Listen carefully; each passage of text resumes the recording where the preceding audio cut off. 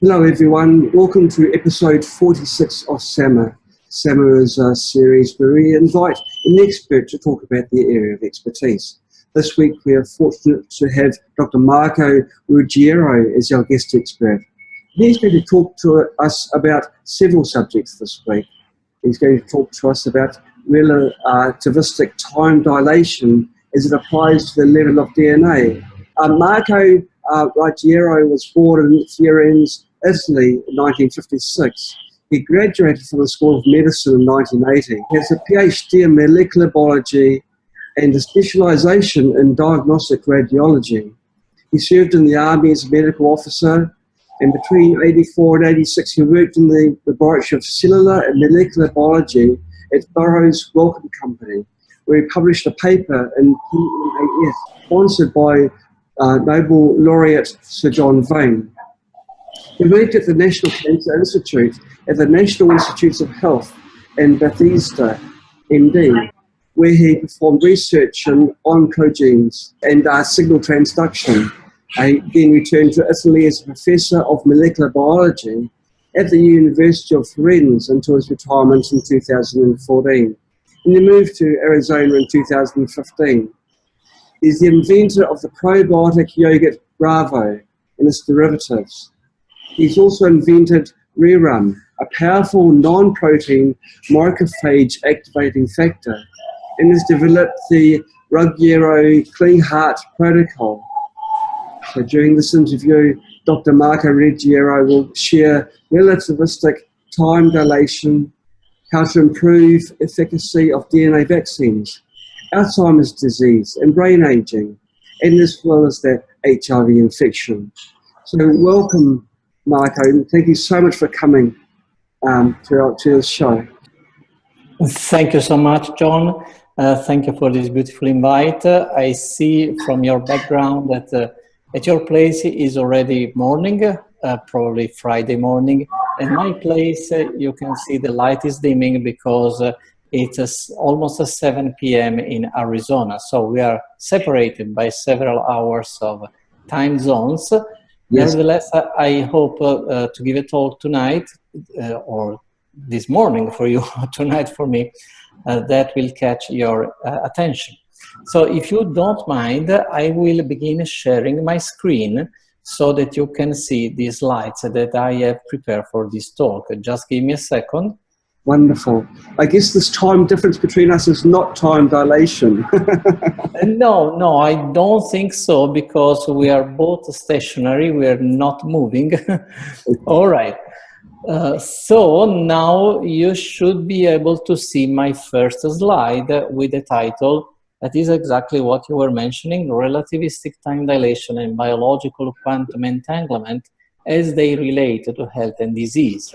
Yes. And Marco Ruggiero is me, and my affiliation, even though I live in Arizona, is still my research and development company that is called Silver Spring, and it is located in the mountains of Switzerland. So if everything is okay, if technicalities don't bother us, we can start, can't we? Yes, absolutely. Nice and clear. Wonderful. All right.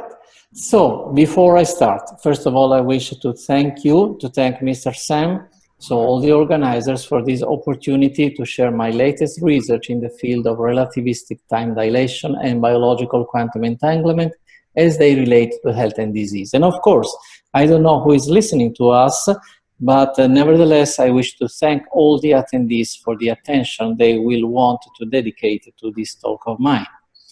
Another important thing before I start, and this is very important to remind, that the contents of this presentation are only for informational purposes. They are not intended to be substitute for professional medical advice, diagnosis, or treatment. And again, this presentation does not provide medical advice, diagnosis, or treatment. And since I am here in Arizona, you are on the other side of the world, and people can be listening to us from any place in the world, please check with your national or state or provincial health authorities for the current legal situation concerning applications of approaches that will be described in this talk. And also I wish to disclose my conflict of interest, potential conflict of interest that you will see will not apply to this presentation tonight. In any case, for those who are interested, I am the founder and CEO of this company called Silver Spring in Switzerland. It is dedicated to research, development, and production of advanced microbiome-based probiotics. And as you say, I'm the inventor of Rerum Brave, its derivatives, and a number of other supplements and remedies that nevertheless will not be mentioned in this talk tonight.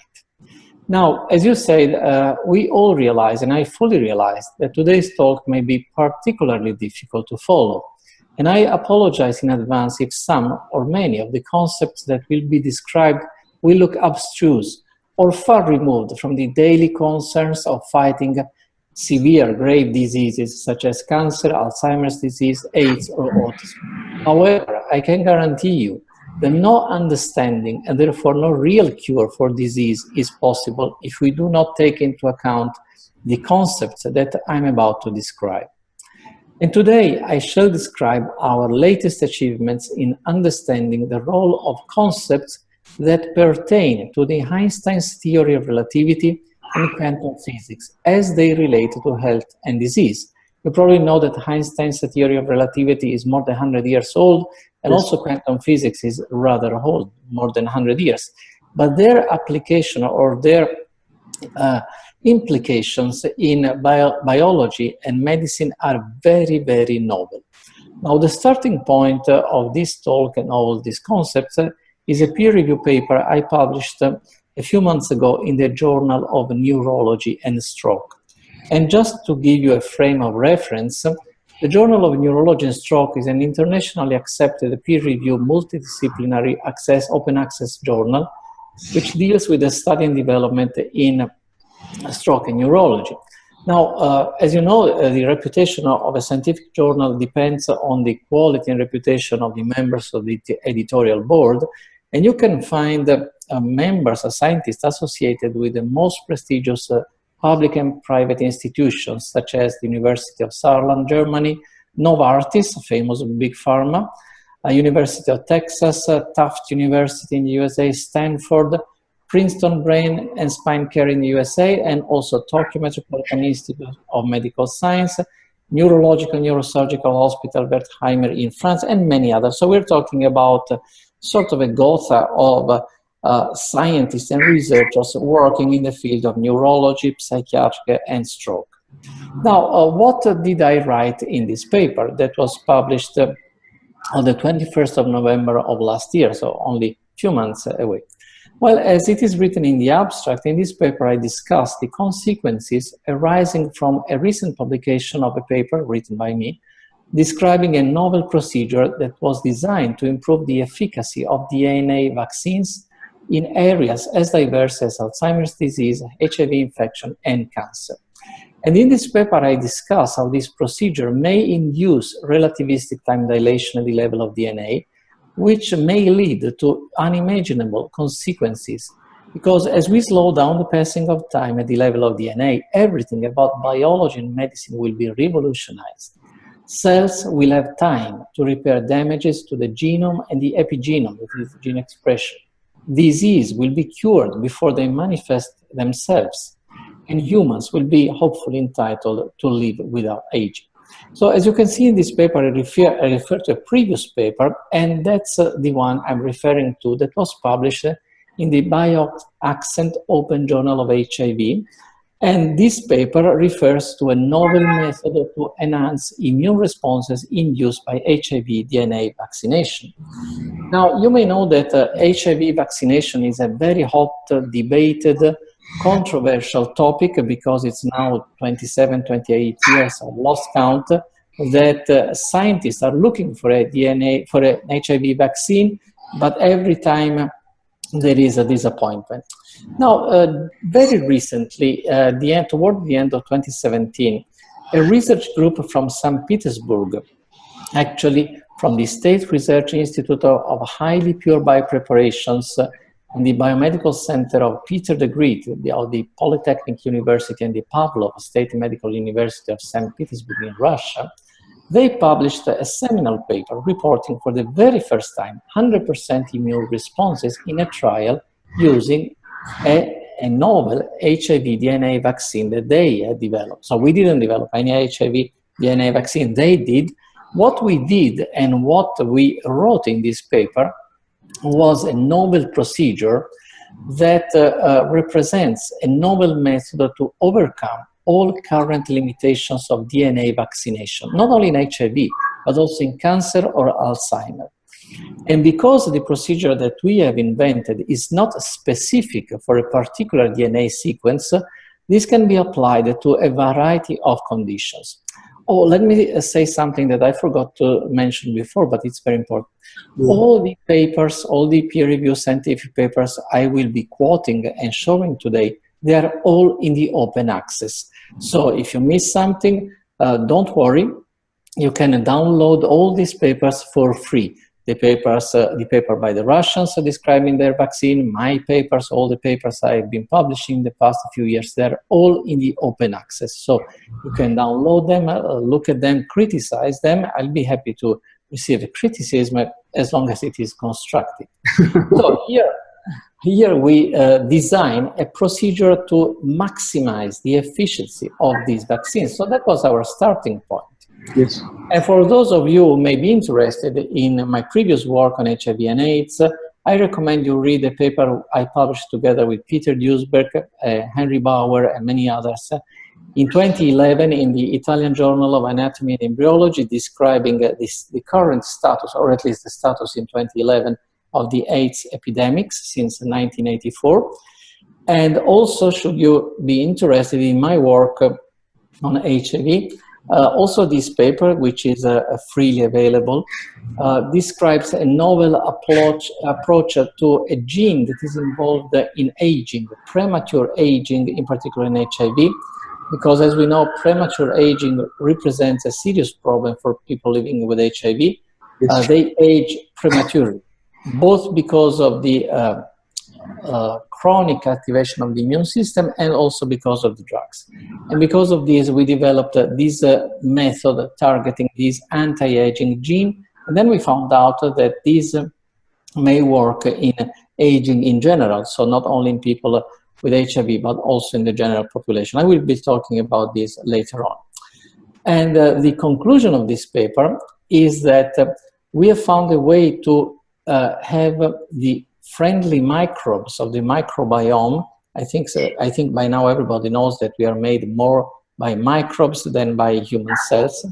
So these microbes, they enhanced a particular molecule that is called chondroitin sulfate, and this leads to restoration of the expression of this gene, CLOTO, that is an anti-aging, through a mechanism that is pure biochemistry, mimics histone deacetylation, and induces relativistic time dilation. That is the topic of our talk today. Again, you can read in detail everything that is written in this paper, should you be willing to download it. Now, let's go back to the topic of today's talk, relativistic time dilation. What it is? It is a form of time dilation. The flow of time is not fixed. 1 minute here on Earth can run faster or slower depending whether you are up in the sky or closer to the center of Earth. And this was demonstrated, well, was postulated more than 100 years ago and demonstrated several times. So it is an actual difference of a elapsed time between two events, as it is measured by observers situated at varying distances from a gravitational mass. Let's say the center of Earth for simplicity. So the higher the gravitational potential, which means the farther the clock is from the source of gravitation, the higher the clock is on the sky, the faster time passes. So when you are far away from the center of Earth, then your clock ticks faster. And this was predicted in the theory of relativity by Einstein, was described in 1907 and confirmed beginning from 1959. So this has been measured many, many times using atomic clocks on airplanes.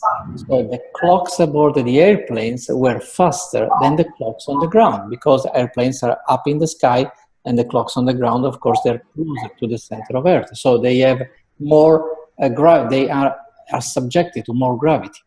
Now, this effect is not something exotic that is of interest only of those who study the theory of relativity. If you want to find your way back home nowadays, you use your GPS. And your GPS or navigation system works exactly because it takes into account these time differences between the clocks up in the satellites up in the sky and the clock that is in your car that is much closer to the center of Earth.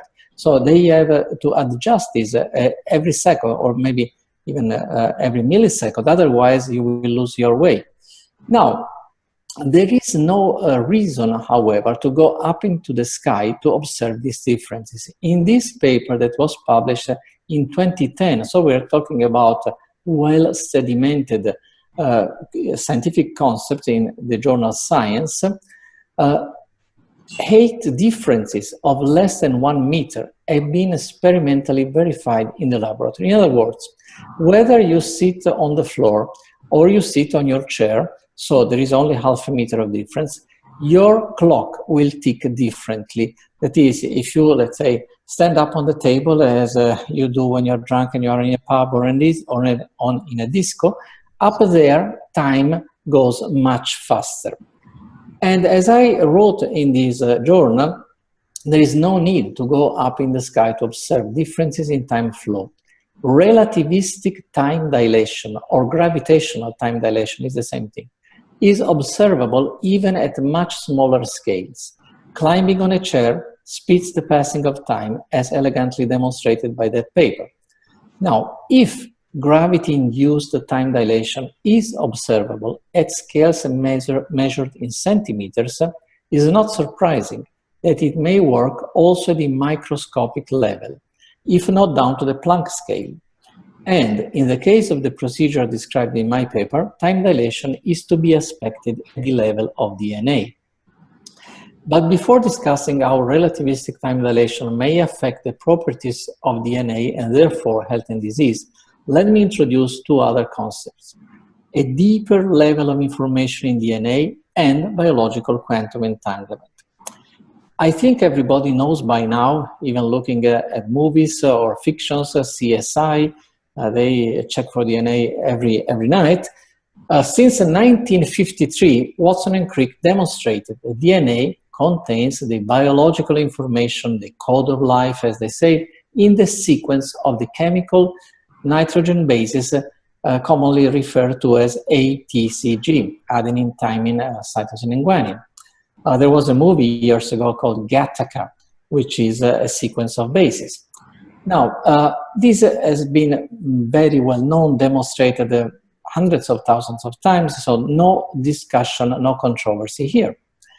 In 2016, working together with colleagues in Italy, we wrote in the prestigious Encyclopedia of Cancer that DNA may also, in addition to this code discovered by Watson and Crick, may also receive, process, retain, and transmit signals of another nature, that is under the form of electromagnetic waves, radio signals, because DNA works as a fractal antenna, as it was demonstrated by Blank in 2011, and here you have the reference. Now, the concept of DNA as an antenna, just like the one you have on your car radio or the one you have on your old radio, opens fascinating perspectives that go far beyond the fields of neurology or oncology or HIV or Alzheimer's disease. And we will talk about this later. But now let me touch the other concept that I wanted to mention, biological quantum entanglement. This now becomes rather difficult or spooky, as Einstein used to call this effect. Actually, he called quantum entanglement as a spooky action at distance. And he meant to be derogatory because he said, you know, it's so unbelievable that it cannot be. I mean, these are ghosts, these are spirits. It cannot be, can't be something real. Actually, it is real. Erwin Schrödinger talked about entanglement in the same article, the famous one where he described the famous thought experiment as the Schrödinger's cat that is dead and alive at the same time.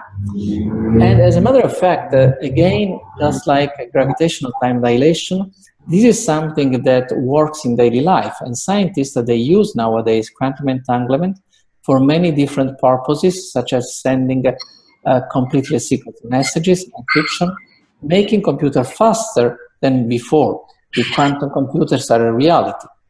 And it is an area, quantum entanglement, that is extremely active in the physics community. And its effects have been demonstrated over the decades with photons originally, neutrinos, electrons, molecules as big as buckyballs, and diamonds. The diamonds used in an engagement ring, well, they show signs of entanglement. Still, you don't know what entanglement is, and I will explain it in a couple of slides. In particular, I will explain how entanglement works also with animals and humans. So we are moving toward the field of quantum biology and quantum medicine, from quantum physics to quantum medicine.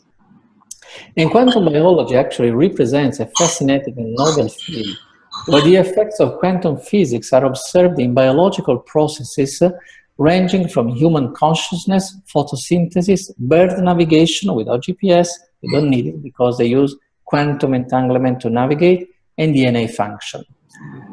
In Tucson, Arizona, 3 hours southeast from where I'm sitting right now, there is a prestigious institute led by an extremely brilliant scientist, Professor Stu Ameroff, who in 2014 wrote this seminal article, you can find in PubMed, describing how quantum effects are at the basis of consciousness.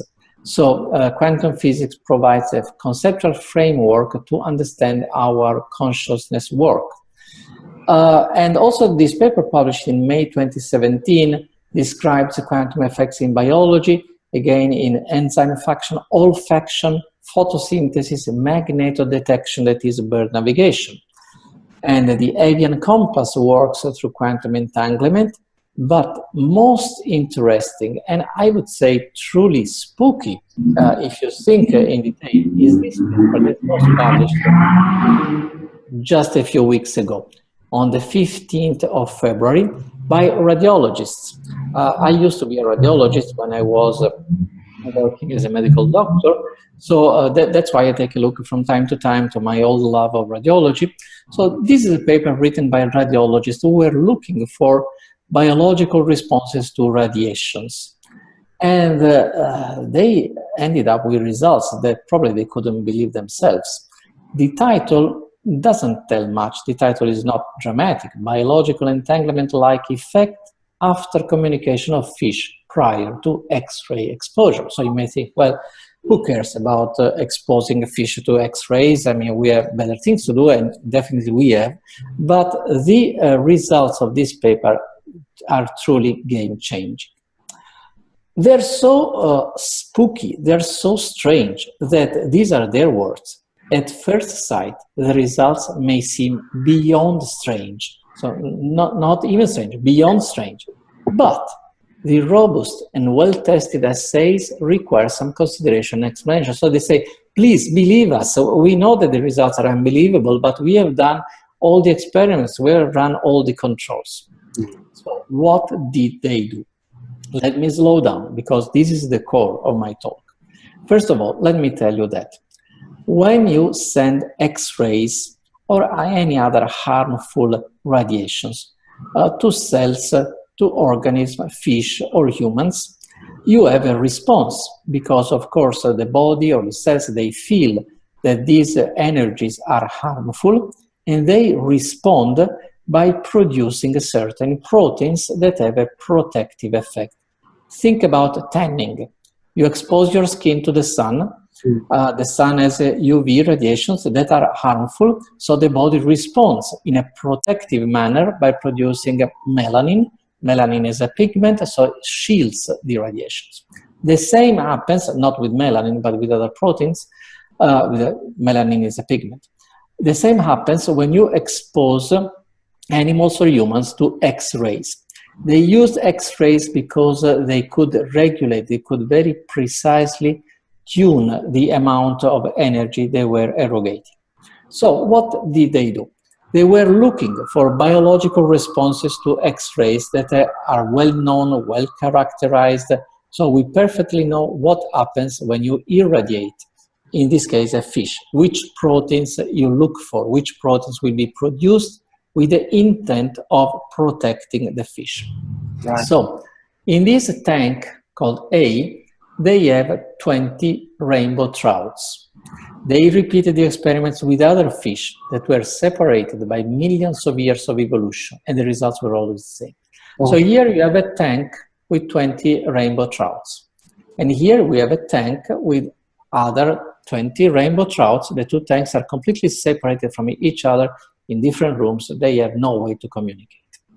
They irradiate, they send X-rays to these 20 rainbow trouts in this tank, and they leave this fish alone in peace. Then they let the fish, the two types of fish, swim together for 2 hours in a common tank that is, however, separated by a mesh. So they are swimming in the same tank, but they cannot touch each other because they're separated by the mesh.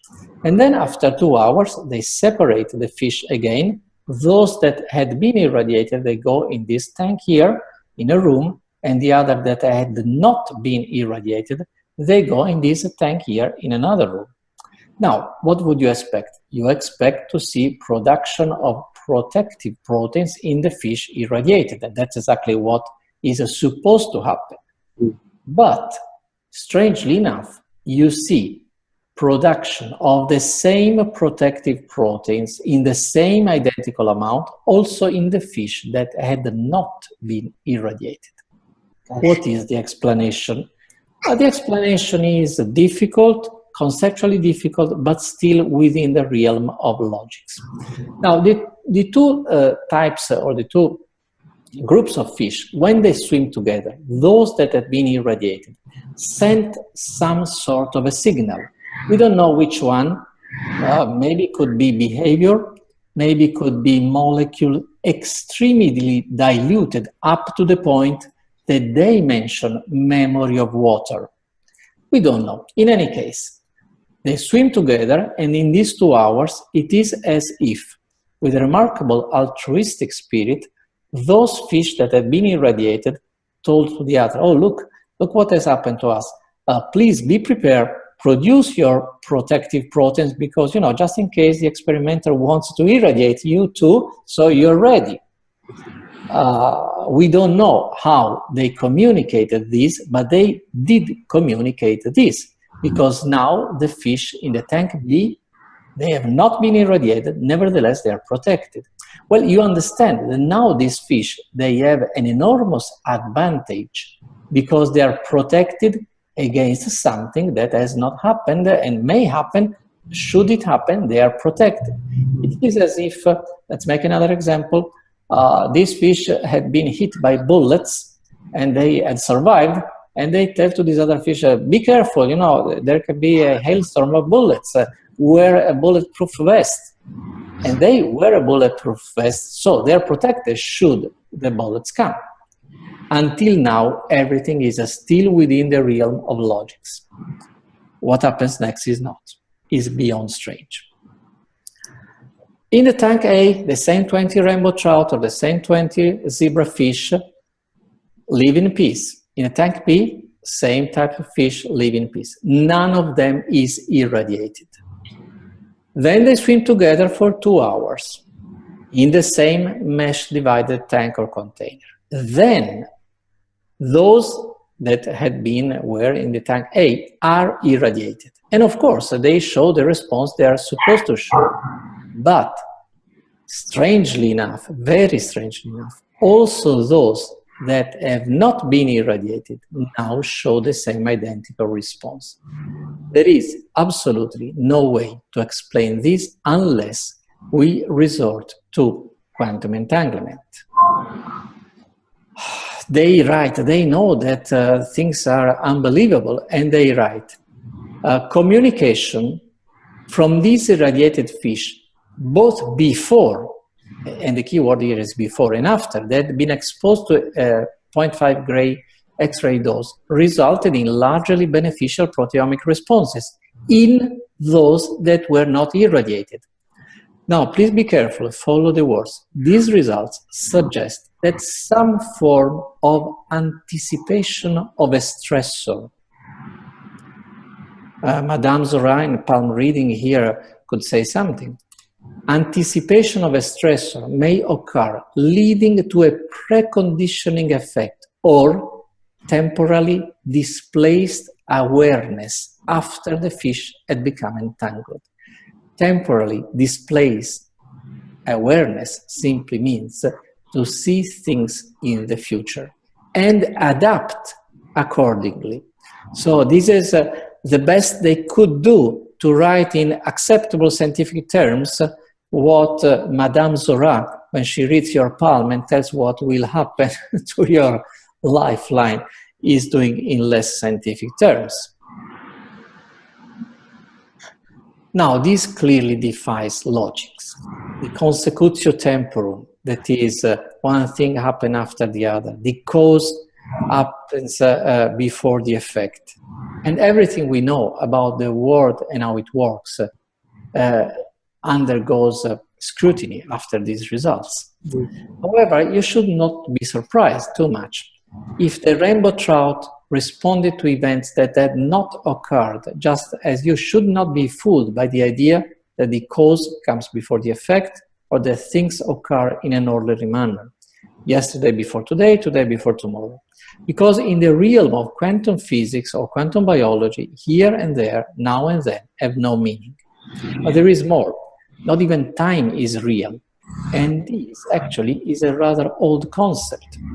Because in the 5th century before Christ, in Greece, Antiphon the sophist held that time is not a reality, a hypostasis, but a concept, a pneuma, or a measured metron. Parmenides, who came after, went further, maintaining that time, motion, and change were illusions. And this led to the famous paradoxes of Achilles and the turtle of his follower Zeno. Time as an illusion is also a common theme in Buddhist thought.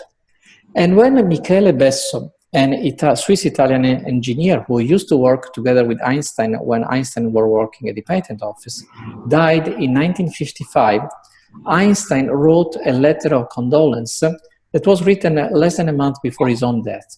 And this reads, "Now that he, Besso, has departed from this strange world, a little ahead of me, that signifies nothing. For those of us who believe in physics, the distinction between past, present, and future is only a stubbornly persistent illusion." And if you want to further go into this fascinating field, I suggest you read, also this is in the open access, a paper that Kurt Gödel wrote in, I think it was 1949, for the celebration of Einstein's 75th birthday, where he gave a new example of a new type of cosmological solutions of Einstein's field equations of gravitation that Einstein himself had not thought about this, where he clearly and very elegantly demonstrates that you can go back and forth through time, sort of like the movie that came many decades after Back to the Future. And this is absolutely coherent with or consistent with the theory of relativity.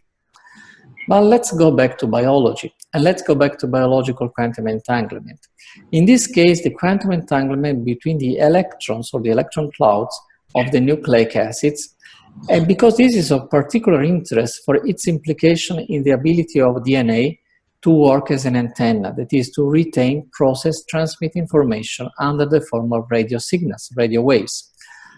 This is another paper you may read from the Cornell University Library, where they talk about quantum entanglement between the electron clouds of nucleic acids in DNA.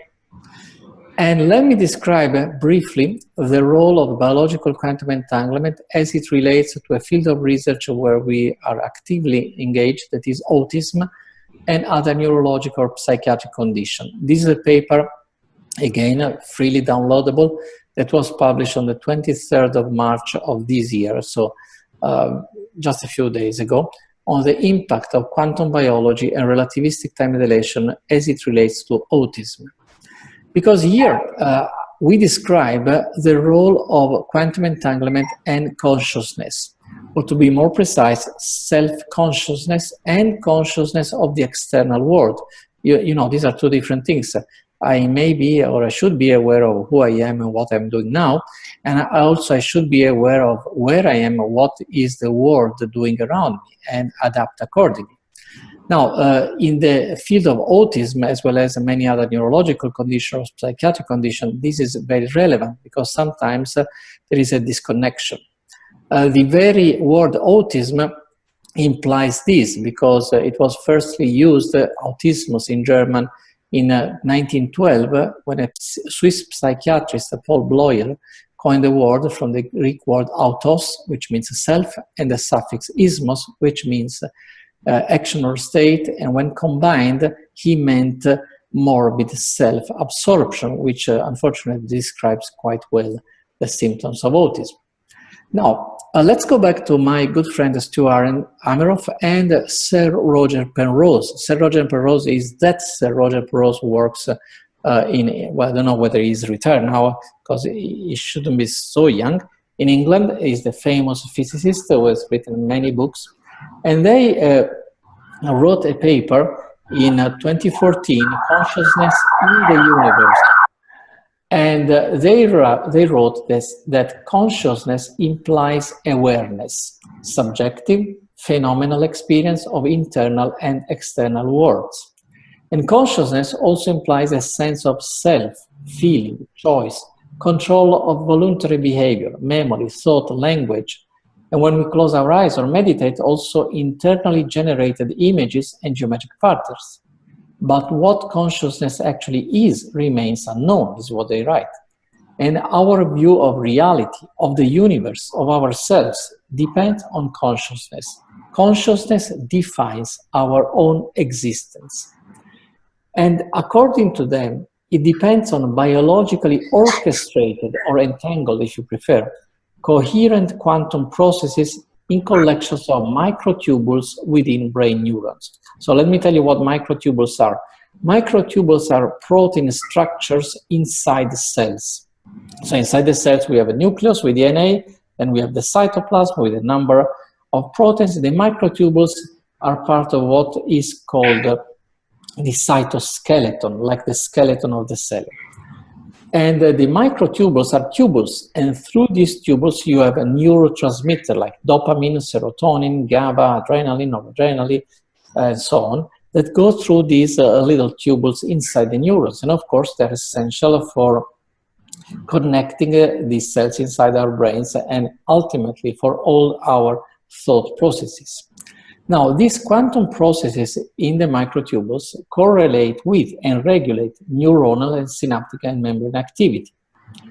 And according to them, conscious experience, that is what we feel, what we realize more than what we feel, is intrinsically connected to the fine-scale structure of space-time geometry. And consciousness could be deeply related to the operation of the laws of the universe. And Ameroff and Penrose, they emphasize the role of these neuronal microtubules. You can see a schematic representation here, and a tubule in the protein that makes the microtubules as the physical substrate. So we're not talking about things that have no physical substrate. They're real things. They're big molecules. You can look them under a microscope. And these are responsible for the quantum effects that put the phenomenon of consciousness at the very central place in the physical nature of our universe. So our universe is consciousness, and all these goes back to biological quantum entanglement, probably these molecules and a few others. Whether or not we are talking about this universe or eons or other than just our own universe. Again, you can read everything. I think it's a very fascinating reading by Ameroff and Penrose. And they highlight the role of the resonance of microtubules. And we worked in this field at about the same time as Ameroff, using ultrasounds The same ultrasounds used for diagnosis, ultrasounds in the megahertz range, that is the range of resonance of microtubules, as how they modify mental states, possibly through quantum interference. This is a paper that Stu Ameroff and colleagues published in Brain Stimulation in 2013, and they found improvement in subjective mood 10 minutes and 40 minutes after giving ultrasounds to subjects with chronic pain compared to placebo.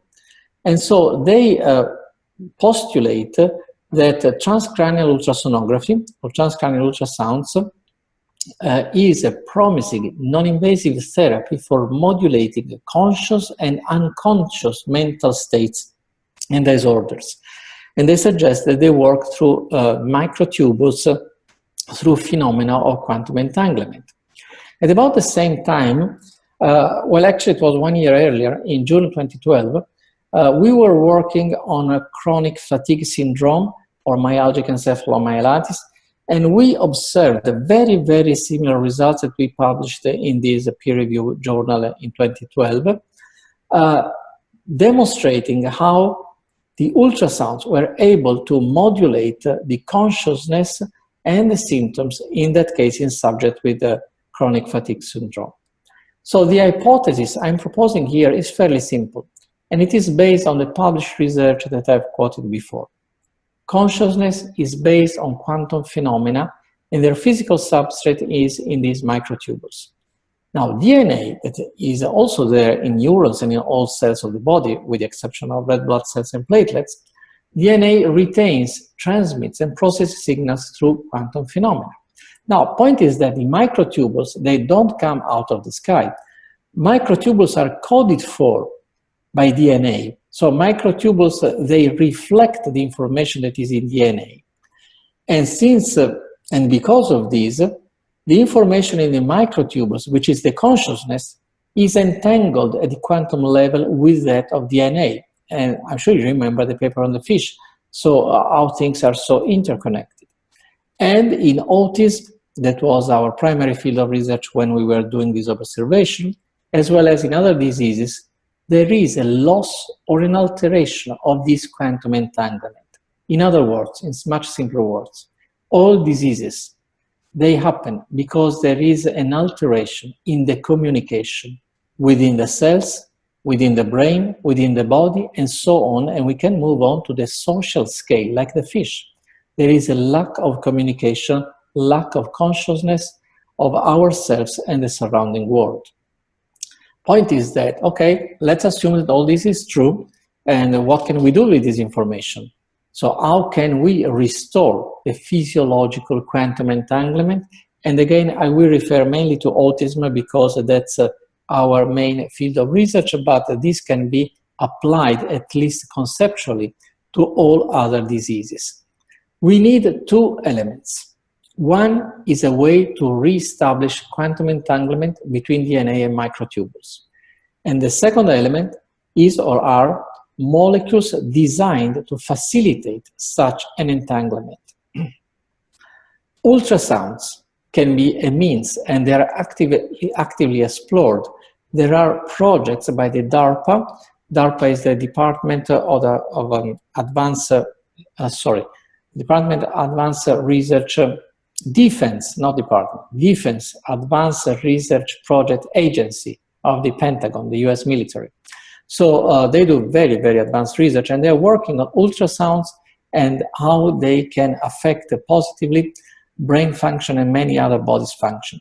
So we published something in this context in 2015, just before I left the University of Florence, the effects of ultrasounds on neurons. So we need ways to re-establish quantum entanglement between DNA and microtubules. Ultrasounds can be a way, can be a means.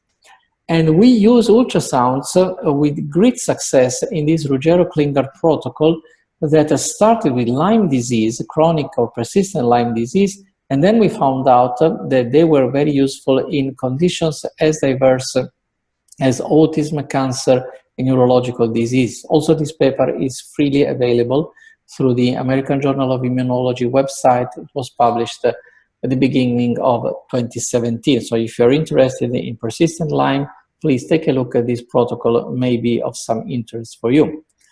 And it is based on this observation. Now we have built a machine that does not work on, does not use ultrasounds. Ultrasounds are very useful, but we have gone beyond.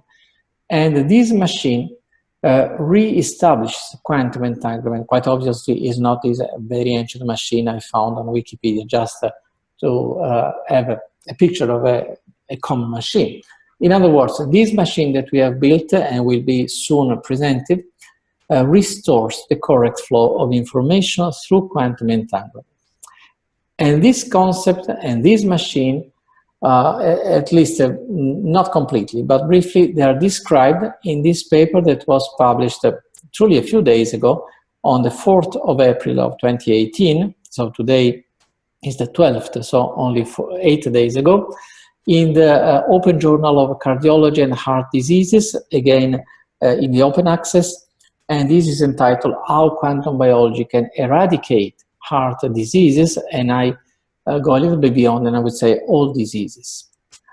You can read by yourself, so since I've been talking now for more than 45 minutes, and I know that the span of human attention is about 40 minutes, I will not read it all, but simply let me read the final words I wrote, and of course we are always in love with what we write. Devices operating at the quantum level and able to realign quantum entanglement are being developed. Actually, they are already developed. And it is foreseeable that integration of the approach described in the previous papers of mine and the fields generated by this type of devices will provide a way to prevent and cure diseases at the quantum level, thus paving the way for a completely novel approach to medicine that is completely different from what we have done thus far with pharmacology. What about the second element? Molecules designed to facilitate such an entanglement. We already have them, and these are proprietary molecules that are modified by microbes, because we are all entangled with microbes because microbes were born before us 3.8 billion years ago on this earth. We all derived from those primordial microbial cells. And these molecules processed and entangled by microbes bind the DNA and microtubules, and they facilitate quantum entanglement, and they induce relativistic time dilation. Because they bind to the microtubules and DNA, and they work as a little hurt. That is, they induce gravitational effects because of their charge, because of the electromagnetic fields associated with them. Everything is explained in those papers. And this leads to slowing down passing of time at the level of DNA. And as I've said before, this gives time to cells to repair mutations, exploiting the well-known repair mechanisms that have evolved over the course of millions of years, and these will prevent the onset and development of diseases and aging. And not surprisingly, now everything comes together as it should be in a talk about quantum entanglement, where everything is entangled and connected. Time itself is a side effect of quantum entanglement. Don't believe my words, don't even believe Wikipedia at face value, but sometimes something is right in Wikipedia, so just go to Wikipedia and read about quantum entanglement, and you will read that it is a side effect, time itself is a side effect of quantum entanglement. In conclusion, we have demonstrated that all diseases derive from alteration or misalignment of biological quantum entanglement. Whether this occurs at the level of DNA, cytoskeletal proteins like microtubules, or neurological or social interactions, as we have recently postulated for autism. And because of this, methods or procedures to restore quantum alignment may be envisaged or may be imagined to cure or prevent diseases from a perspective that is quite different from the current approaches that are based on classical pharmacology. And I know a little bit of pharmacology. As I said, I work with, for Barros Wellcome and other pharma industry, so I know what drugs and chemistry does, and this is different. In this regard, we have developed approaches that are aimed at restoring a quantum entanglement within the cells of one's body. At the same time, devices operating at the quantum level and able to realign quantum entanglement are being developed, those machines that I was mentioning before. And we can hypothesize that the integration of the approach described in our recent study with the fields generated by this type of devices will provide a way to prevent and cure disease at the quantum level, thus paving the way for a completely novel approach to medicine. And that was the last slide. And with this beautiful picture I took at the Salt River Canyon, which is a nice place. Nobody knows, everybody knows about the Grand Canyon. Nobody knows about this. Fortunately, I must say, so it's not crowded. I really thank you for your time and attention. And I hope that I made something extremely spooky and beyond strange a little bit more understandable. Thank you so much. Thank you so much for explaining a very, very difficult subject. I've got a few questions, Dr. Marco, if I may ask them, please. Yes. I want to ask the first thing I'd like to ask is the amount of time that is being dilated. Because DNA is so small, and we're talking microscopic levels, surely the time change will also be very, very small. Absolutely. DNA, it's very, very thin, but it's very long. In every cell of our body, we have about 2 meters of DNA. That is, because it is only a few angstrom thin or thick. Yes. Now, the time dilation, the level of DNA, it's obviously very small. We're talking about nanoseconds.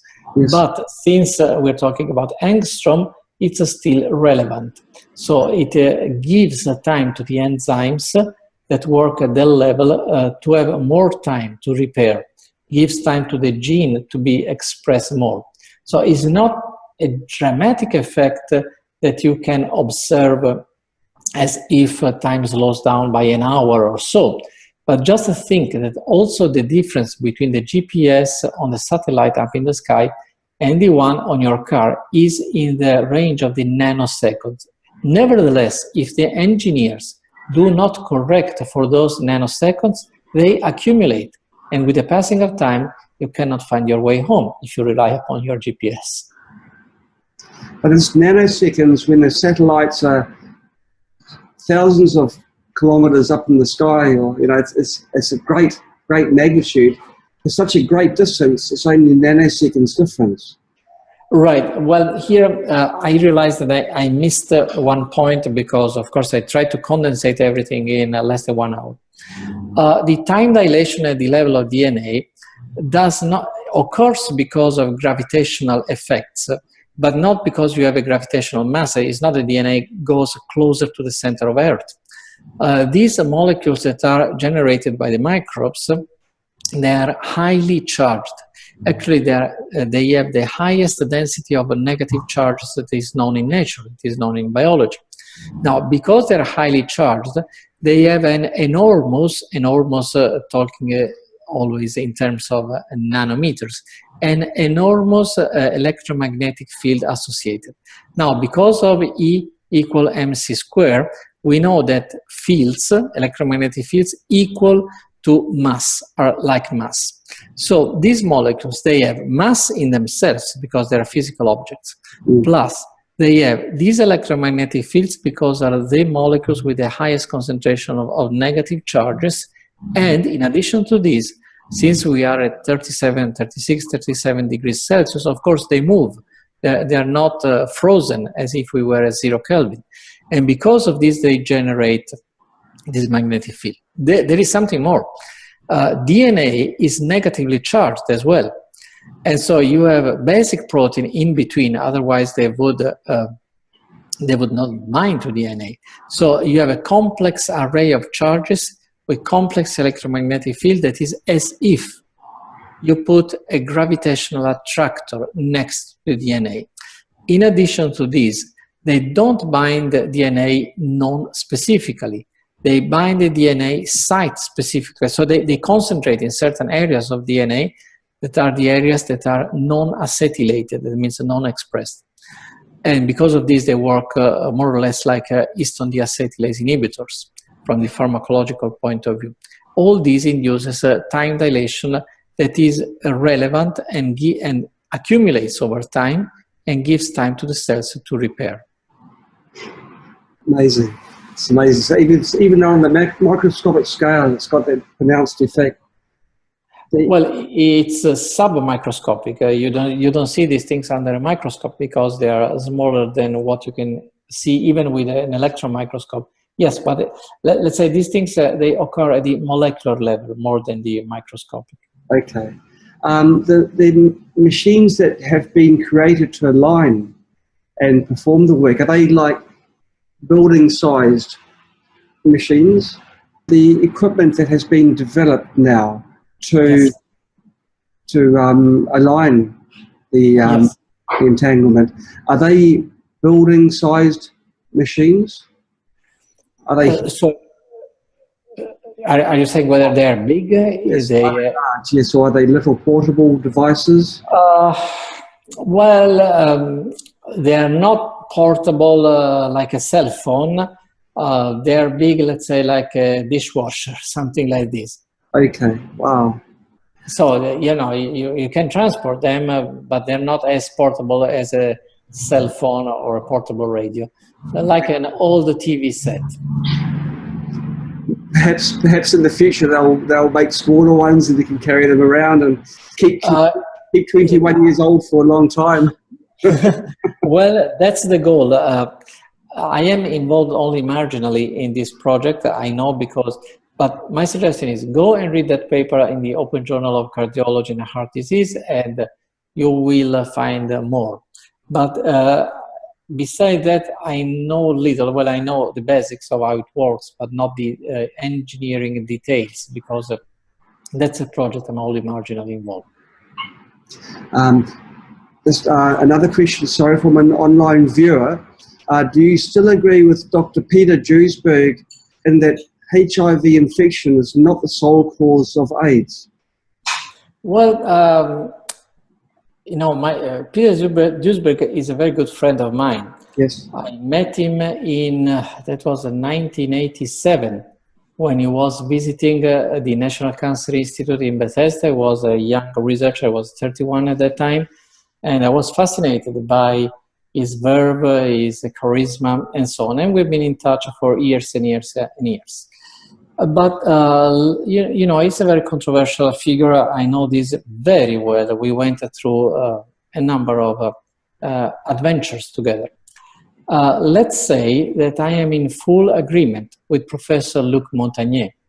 Professor Luc Montagnier, as you may know, received the Nobel Prize together with a colleague of his from France for having discovered the HIV. And interestingly enough, the Nobel Prize was not given to Robert Gallo, who, by the way, used to work at the 6th floor of the same building where Peter Duesberg and myself as a very young postdoc, used to work, because we were at the 1st floor, the Laboratory of Cellular and Molecular Biology, and Robert Gallo was at the 6th floor. And many Italians were there in those days, so I had a very good relationship, not with Dr. Gallo, never met him in person, but with a number of his Italian postdocs who worked in his lab. So going back to Professor Luc Montagnier, Professor Luc Montagnier said and wrote more than once that you can get rid of the HIV as many times as you wish, or you can encounter the HIV as many times you wish and get rid of it if you have a good immune system. So I think that the key word here is a good immune system. And I fully agree with the words of Professor Luc Montagnier. And as you may know, Professor Luc Montagnier, after he received his Nobel Prize, he could not perform his research on the memory of water in France. So he moved to Shanghai, I think, or somewhere in China, where they dedicated an entire research building, or maybe more than one, to his research. And I think he's still working there.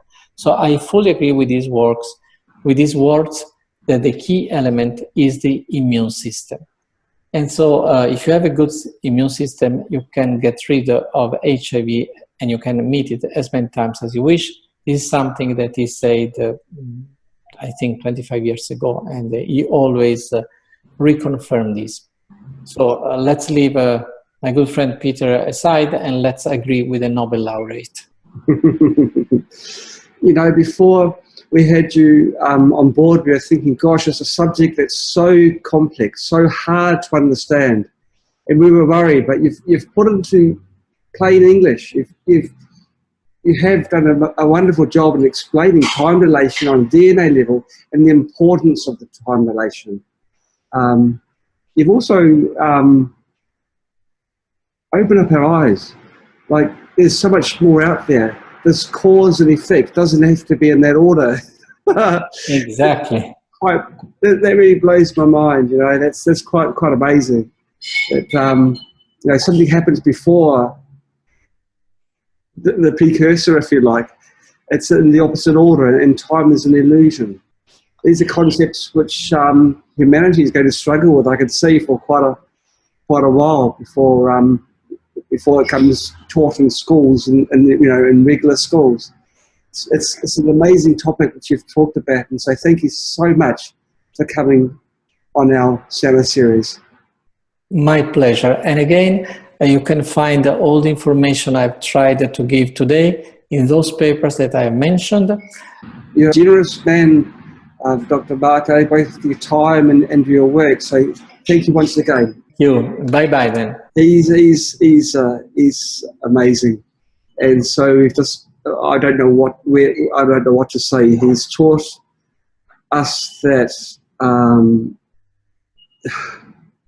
that an effect can occur before the cause. With the study with these rainbow trout, he's taught us that small things, minuscule time dilation, can be used to cure diseases which are currently not responding to existing medication. And so, and he's brought us up to date with the very, very latest in the research. So, wow, yeah, this is an amazing talk, one of the best we've had. So, thank you, Dr. Marco, for your time, and thank you, viewers, for watching. Thank you, Facebook viewers, and if you're watching this video after it's been put onto YouTube, please look at the references that Dr. Marco has given us. It's intriguing. He was using, they were using megahertz range ultrasound to also induce this entanglement. So I'm going to look that one up, see how many megahertz it takes in the megahertz range, and see if it can be done with spooky. So thank you all for watching, and we'll catch up with you next week. Bye-bye.